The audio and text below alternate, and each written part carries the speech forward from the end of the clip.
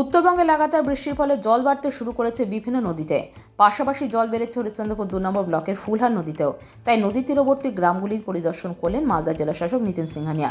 পাশাপাশি বন্যা পরিস্থিতি মোকাবিলা করার জন্য হরিশ্চন্দ্রপুর 2 নম্বর ব্লকে প্রশাসনিক ভবনে রাজ্যের প্রতিমন্ত্রী তাজমুল হোসেনের উপস্থিতিতে একটি জরুরি বৈঠক হয়। বৈঠকের পর সংবাদ মাধ্যমের মুখোমুখি হয়ে জেলা শাসক নিতিন সিংহানিয়া বলেন, হরিশ্চন্দ্রপুর 2 নম্বর ব্লকে এসেছি। এই এলাকার কিছু গ্রাম পঞ্চায়েতের ফুলহারের জল ঢুকেছে।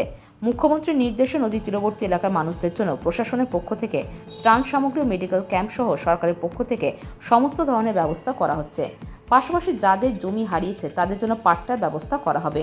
পানীয় জলের জন্য 30টি টিউবওয়েল বসানো হবে। মালদা থেকে সাবিকুল আলমের রিপোর্ট।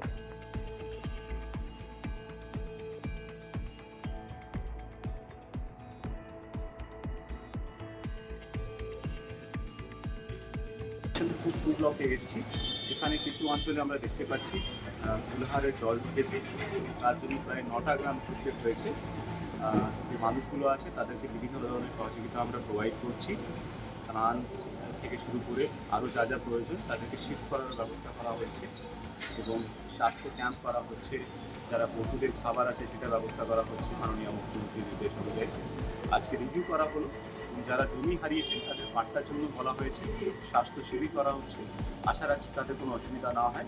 এটা ব্লক প্রশাসন পানি টিউবওয়েলস করছি, তার সঙ্গে ট্যাঙ্কার্স করে জল প্রোভাইড করছি যাতে কোনো অসুবিধা না হয়। সেটা আমরা ওয়াটার অ্যাম্বুলেন্স একটা করেছি, যেখানে কোনো মেডিকেল এমার্জেন্সি হলে সেটা টেক কেয়ার করা হবে। তার সঙ্গে সাফিসিয়েন্ট অ্যান্টিভেনামস আমাদের PHC level as well as rural hospital লেভেলে অ্যাভেলেবেল আছে।